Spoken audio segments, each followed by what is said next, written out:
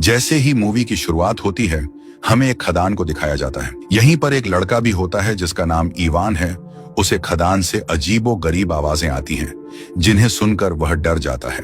वह भागता हुआ अपनी गाड़ी की तरफ जाता है और इतने में उसके पिता गाड़ी के पास आ जाता है, जिसका नाम फ्रैंक है। बच्चा अपने पिता को बताता है कि मुझे खदान से अजीबो गरीब आवाजें आई हैं। उसके पिता कहते हैं कि तुम्हें खदान में काम करने की आवाजें आ रही होंगी। असल में वह आदमी खदान में काम करता था। फिर फ्रैंक दोबारा खदान की तरफ चला जाता है। खदान की तरफ जाते हुए फ्रैंक अपने पीछे किसी को महसूस करता है। वह पीछे मुड़कर देखता है, लेकिन वहां कोई नहीं होता। अब फ्रैंक आग जलाकर अंदर जाता है। खदान के अंदर एक लैब है जहां वे ड्रग्स बनाते हैं और उसके साथ एक और आदमी भी होता है। वे अपना काम खत्म कर रहे होते हैं कि अचानक उन्हें किसी मॉन्स्टर की आवाज आती है, जिसे सुनकर वे बहुत डर जाते हैं।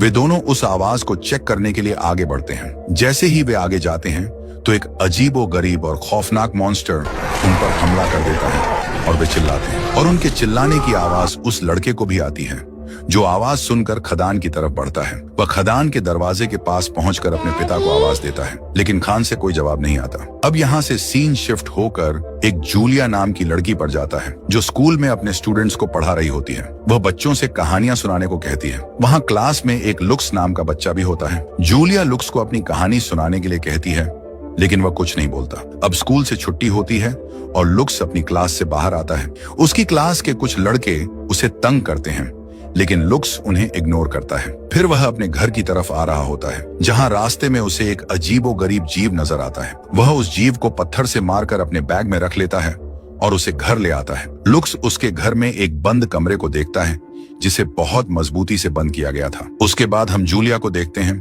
जो अपने घर में टहल रही होती है। यहाँ जूलिया का भाई पॉल आ जाता है, जो कि एक पुलिस अफसर है। जूलिया अपनी फैमिली की तस्वीरों को देख रही होती है, जिससे हमें पता चलता है कि उसकी फैमिली में सिर्फ उसका भाई रह गया है। यहाँ लुक्स भी अपनी फैमिली की पिक्चर देख रहा होता है। तभी अचानक उस बंद कमरे से जोर जोर से आवाजें आने लगती हैं, जिन्हें सुनकर वह घबरा जाता है और वह पास रखे एक खिलौने को उठाता है और वहीं सो जाता है। अगली सुबह अब लुक्स क्लास में होता है। तभी जूलिया लुक्स से कहानी सुनाने को कहती है। खड़ा होता है और अपनी कहानी सुनाना शुरू करता है कि एक शहर में 3 भालू रहा करते थे, लेकिन फिर अचानक एक दिन उनमें से 2 भालू बदल गए, लेकिन फिर साथ रहे। लुक्स की यह कहानी बहुत डरावनी थी, इसलिए पूरी क्लास एकदम से साइलेंट हो गई। और अब फिर स्कूल के बाहर वही लड़के लुक्स को बहुत तंग करते हैं और इस बार वे लुक्स को मारते भी हैं, लेकिन जूलिया उसे बचा लेती है और लुक्स को डॉक्टर के पास ले जाती है। अब जूलिया लुक्स के परिवार से संपर्क करने की कोशिश करती है। वह लुक्स के घर कॉल करती है, लेकिन कोई जवाब नहीं देता। अब जूलिया स्कूल से घर जाते हुए देखती है कि लुक्स एक आइसक्रीम शॉप के बाहर खड़ा होकर अंदर देख रहा है। जूलिया लुक्स को आइसक्रीम शॉप के अंदर ले जाती है और उसे आइसक्रीम खिलाती है। अब वह लुक्स से उसके बड़े भाई के बारे में पूछती है। वह कहता है कि मेरा भाई तो मेरे पिता के साथ रहता है। जूलिया उससे उसके पिता के बारे में पूछती है कि वह क्या करते हैं, जिस पर लुक्स नाराज हो जाता है और वहां से चला जाता है। अब लुक्स अपने घर जा रहा होता है और रास्ते में उसे एक मरा हुआ जानवर मिलता है और वह उस जानवर को उठाकर अपने घर ले आता है। यहाँ जूलिया लुक्स के घर जाती है। वह उसके घर के बाहर खड़े होकर आवाज देती है। वह देखती है कि घर का दरवाजा खुला है। वह दरवाजे के पास आती है तो उसे अंदर से खौफनाक आवाजें और गुहराहट सुनाई देती हैं, जिन्हें सुनकर वह बहुत डर जाती है और जल्दी से अपनी गाड़ी में बैठकर वहां से चली जाती है। घर आकर जूलिया लुक्स की बनाई हुई एक ड्राइंग जोड़ती है। वह देखती है कि लुक्स ने एक खतरनाक मॉन्स्टर का चेहरा बनाया है और तभी अचानक जूलिया का भाई पॉल उसके कंधे पर हाथ रखता है, जिससे वह डर जाती है। यहाँ हम देखते हैं कि लुक्स उस जानवर को काट रहा है। वह उसे काट कर टुकड़े एक प्लेट में रखता है और फिर उसे बंद कमरे में ले जाता है और उस प्लेट को फर्श पर रख देता है। और यहाँ हम देखते हैं कि लुक्स के पिता, जो कि बहुत अजीब और खौफनाक बन चुका था, उस मांस पर टूट पड़ता है और जानवरों की तरह उसे खाने लगता है। हमें पता चलता है कि लुक्स के पिता, जिसे खदान में अजीब मॉन्स्टर ने काटा था, अब वह भी उसी अजीब मॉन्स्टर की तरह हो चुका है। अब देखते हैं कि वहाँ लूकस का भाई इवान भी होता है, जो अभी तक उस मॉन्स्टर की तरह नहीं बना, लेकिन वह भी उस मांस को खाने लगता है। यहाँ लुक्स के पिता जोर से चिल्लाने लगते हैं, जिसे देखकर लुक्स डर जाता है और वहां से बाहर निकल जाता है और उस कमरे को मजबूती से बंद कर देता है। ये सब देखकर ऐसा लगता है कि लुक्स ने अपनी क्लास में अपनी ही कहानी सुनाई थी। वे दो भालू लुक्स के पिता और उसका भाई होते हैं। ये दोनों ऐसे उस मॉन्स्टर के काटने से हो गए। यहाँ जूलिया अपने घर में बैठकर पियानो बजा रही होती है और उसे अपने पिता के अजीब ख्याल आने लगते हैं, जिनमें उसके पिता उसे परेशान कर रहे हैं। तभी उसका भाई पॉल आ जाता है, जिससे वह होश में आ गई। यहाँ जूलिया पॉल से लुक्स के पिता फ्रैंक के बारे में पूछती है और पॉल बताता है कि वह खदान में ड्रग्स का काम करता है। मैंने कई बार उसे गिरफ्तार करने की कोशिश की, लेकिन वह अपने बच्चों की वजह से बच जाता है। जूलिया पॉल को बताती है कि मैं लुक्स के घर गई और वहां मुझे बहुत खतरनाक आवाजें आईं और मैं वहां से भाग गई। फिर पॉल जूलिया को दोबारा वहां जाने से मना करता है। यहाँ हम देखते हैं कि लुक्स अंधेरे में बैठकर फिर से उस भालू की ड्राइंग बना रहा है। लुक्स को फिर से उस बंद कमरे से आवाजें आने लगती हैं, जिन्हें वह इग्नोर करता है। अब अगली सुबह लुक्स जानवरों को पकड़ने के लिए फंदा लगा रहा होता है। तभी उसे महसूस होता है कि आसपास कोई है। तभी उसे एक आदमी दिखता है जो जंगल में पड़ी एक डेड बॉडी को देख रहा होता है, जिसकी हालत बहुत खौफनाक होती है। ये सब देखकर लुक्स वहां से भाग जाता है। यहाँ जूलिया क्लास में लुक्स की सीट को चेक कर रही होती है, जहाँ पर उसे बहुत सी अजीब किताबें और ड्राइंग्स मिलती हैं, जो एनिमल ट्रैपिंग की किताबें होती हैं, जिसे देखकर वह बहुत हैरान रह जाती है। फिर जूलिया ने वो नोटबुक प्रिंसिपल इलेन को दिखाती है और कहती है कि शायद इवान को मदद की जरूरत है। इलेन कहती है कि वह जल्दी ही लुक्स के पिता से मिलने जाएगी। इसके बाद जूलिया ने पॉल को एक हंटर से बात करते हुए देखा। हंटर बताता है कि उसे एक डेड बॉडी मिली है। इधर लुक्स अपने घर पर भाई इवान से बात करने गया। उसने इवान को कुछ टॉफियां देता है, लेकिन टॉफी खाते ही इवान को कुछ एलर्जी होने लगी, जिससे उसके मुंह से ब्लड निकलने लगा। यह देखकर इनके पिता परेशान हो गए। तभी अचानक इवान के शरीर से अजीब सी रोशनी निकालने लगी। ये सब नजारा देखकर लुकस डर जाता है और जल्द ही पीछे हट जाता है। उधर पॉल फ्रैंक के ओल्ड पार्टनर की मिली हुई बॉडी को फोरेंसिक लैब में ले गया। चेक करने के बाद डॉक्टर बताता है कि ये निशान किसी छोटे जीव के नहीं बल्कि इंसान के लगते हैं। यह सुनकर पॉल अधिक परेशान हो जाता है। उधर प्रिंसिपल इलेन फ्रैंक के घर पहुंचती है। जैसे ही वह अंदर जाती है, उसे घर में बहुत ज्यादा सड़ी हुई गंध महसूस होती है। वह बार बार आवाज लगाती है।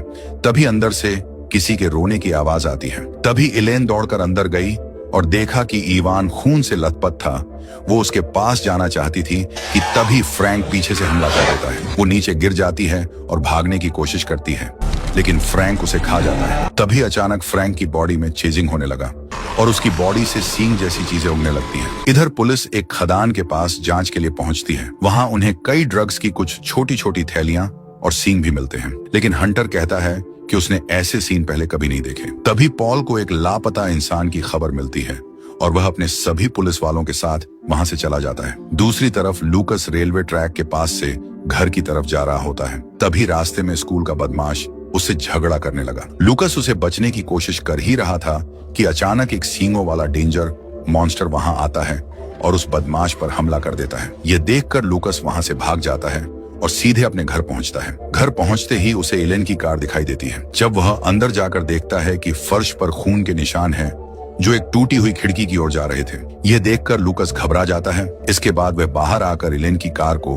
कपड़े से ढकता है और फर्श पर से खून को साफ करता है। इधर पॉल ने जूलिया से इलेन के बारे में पूछता है। जूलिया बताती है कि उसने तो इलेन को एक दिन पहले देखा था। पॉल ने बताया कि इलेन के पति ने उसकी गुमशुदगी की रिपोर्ट लिखवाई है। तभी जूलिया को याद आता है कि उसने इलेन से लुक्स के बारे में बात करने को कहा था। पॉल एक पुलिस वाले के साथ फ्रैंक के घर पहुंचता है। वे दरवाजा खटखटाते हैं, लेकिन अंदर से कोई जवाब नहीं मिला। थोड़ी देर इंतजार करने के बाद उन्होंने तय किया कि अभी लौट जाते हैं और कल फिर से आकर जांच करेंगे। स्कूल में पॉल एक टीचर से बात करता है, जिसने बताया कि उनका एक स्टूडेंट भी लापता है। पॉल ने कहा शायद यह बस इत्तेफाक हो सकता है, लेकिन जूलिया को यह बात पसंद नहीं आई और वह गुस्से में वहां से चली जाती है। तभी उसने लुक्स को देखा, जो बहुत डरा हुआ था। जूलिया को कुछ शक होता है और वह फ्रैंक के घर वापस जाती है। वहां उसने देखा कि इलेन की कार कपड़े से ढकी हुई पाई। उसने तुरंत पुलिस को इन्फॉर्म किया। पुलिस जब फ्रैंक के घर की जांच करने जाती है, तो उन्हें एटिक में इलेन की लाश मिलती है। वहीं उसके पास एक और लाश मिली, जो अंदर से जली हुई हालत में थी। लुक्स भी वहां आता है, लेकिन जूलिया ने उसे अंदर नहीं जाने दिया और सीधे उसे अस्पताल ले गई। अस्पताल में डॉक्टर ने जांच के बाद बताया कि लुक्स मानसिक तनाव में है और उस पर शारीरिक और भावनात्मक जख्मों का असर काफी ज्यादा हुआ है। ये सब सुनकर जूलिया ने तय कर लिया कि वो अब लुक्स को गोद लेगी। अस्पताल में बैठा लूकस अपने पिता के खदान से लौटने के बाद की सारी बातें याद करने लगता है। एक फ्लैशबैक में दिखाया गया कि फ्रैंक धीरे धीरे बदलने लगा था। उसने बच्चों को सुरक्षित रखने के लिए अटारी में ताला लगाया और कहा कि चाहे कुछ भी हो जाए दरवाजा मत खोलना। कुछ दिनों बाद इवान भी बीमार पड़ गया और फ्रैंक, जो अब बिल्कुल बदल चुका था, इवान को भी उसी कमरे में ले गया। पॉल और जूलिया दोबारा उस हंटर के पास जाते हैं। उन्होंने खदान से मिले कुछ सामान और लुक्स की बनाई गई डरावनी ड्राइंग दिखाते हैं। ये सब देखकर हंटर थोड़ा सीरियस हो जाता है। फिर उसने उन्हें एक पुरानी आदिवासी कहानी सुनाई।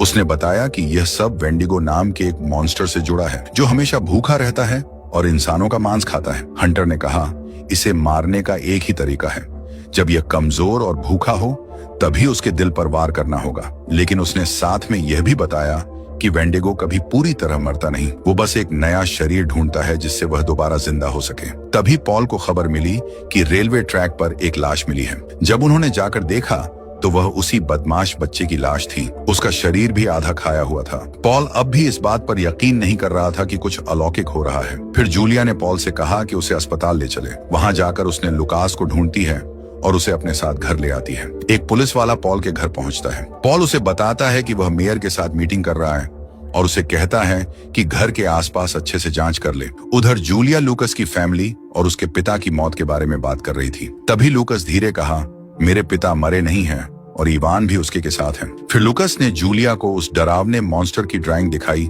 और बोला, वो मुझे लेने आएगा, फिर मुझे अपने भाई के पास खदान में ले जाएगा। उधर घर के बाहर ड्यूटी पर खड़े पुलिस वाले को गोदाम से अजीब आवाजें सुनाई देती हैं। वह तुरंत रेडियो पर पॉल को सूचना देता है। पॉल बिना समय गवाए अपनी गाड़ी लेकर तेजी से घर की तरफ निकल पड़ता है। इधर जूलिया लूकस को घर के अंदर सुरक्षित रखने की कोशिश कर रही थी। बाहर वहीं पुलिस वाला गोदाम की जांच करने जाता है तो उसे वहां एक बॉक्स में कुछ हिलता हुआ दिखता है। जब वह पास जाकर देखता है तो अंदर इवान बैठा होता है। तभी अचानक पीछे से एक भयानक मॉन्स्टर ने पुलिस वाले पर हमला कर दिया और उसकी मौके पर ही मौत हो गई। पॉल वहां पहुंचता है और धीरे धीरे गोदाम की ओर बढ़ता है। उसने जमीन पर लाश देखी। तभी अचानक वो राक्षस उस पर भी हमला कर दिया और उसे दूर फेंक दिया। पॉल को बहुत छोटे लगती है, लेकिन फिर मॉन्स्टर ने दोबारा हमला किया और उसके एक हाथ में चोट पहुंचाई। पॉल ने हिम्मत करके एक औजार उठाया और उस मॉन्स्टर पर वार किया, लेकिन उस पर कोई असर नहीं हुआ। अंत में मॉन्स्टर ने उसे जोर से मारा और वह वहीं बेहोश हो गया। जूलिया वहां पहुंची और घायल पॉल की मदद की।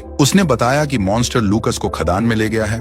फिर वह पॉल को वहीं छोड़कर खदान की तरफ जाती है। रास्ते में उसने एम्बुलेंस बुलाई और अपने साथ एक टॉर्च और पॉल की बंदूक लेकर अंदर जाती है। अंधेरे सुरंग में जूलिया धीरे धीरे आगे बढ़ती रही। थोड़ी दूर उसने बच्चों को देखा, लेकिन वहां उसे एक डरावना मॉन्स्टर भी दिखता है जो मांस खा रहा होता है। जूलिया को देखकर वह खतरनाक मॉन्स्टर गुस्से में आ जाता है और उसे लुक्स के पिता का चेहरा दिखाता है। जूलिया उस डरावने मॉन्स्टर पर गोली चलाती है, लेकिन उस पर कोई असर नहीं होता। वह खतरनाक मॉन्स्टर जूलिया पर हमला करने लगता है। तभी जूलिया आग जला देती है, जिससे वह पीछे हट जाता है। जूलिया पास पड़ी एक लोहे की रॉड को उस खतरनाक मॉन्स्टर के दिल में घोंप देती है। वह मॉन्स्टर उस रॉड को बाहर निकालता है और जूलिया की तरफ बढ़ता है। तभी अचानक लुकास उस मॉन्स्टर को पीछे से चाकू मार देता है, जिससे वह नीचे गिर जाता है। अब जूलिया जल्दी से उठती है और उस मॉन्स्टर के पास जाती है। वह चाकू से उसके शरीर को चीरती है और उसका दिल बाहर निकाल देती है, जिससे वह जीव वहीं मर जाता है। अब अचानक लुकास के भाई की भी आवाजें आने लगती हैं, जो कि उस जीव की तरह होता जा रहा था। जूली चाकू लेकर लुकास के भाई की तरफ बढ़ती है, लेकिन लुकास उसे रोक देता है और कहता है कि यह सिर्फ बीमार है और ठीक हो जाएगा। लेकिन जूली उसे समझाती है कि अब बहुत देर हो चुकी है, ये कभी ठीक नहीं होगा, जिससे लुकास भी मान जाता है। वह लुकास के भाई की तरफ बढ़ती है और उसे गले से लगाकर उसके कान में सॉरी कहती है और रोते हुए उसकी पीठ में छुरा घोंप देती है। अब अगली सुबह लुकास एक नदी के किनारे बैठा होता है।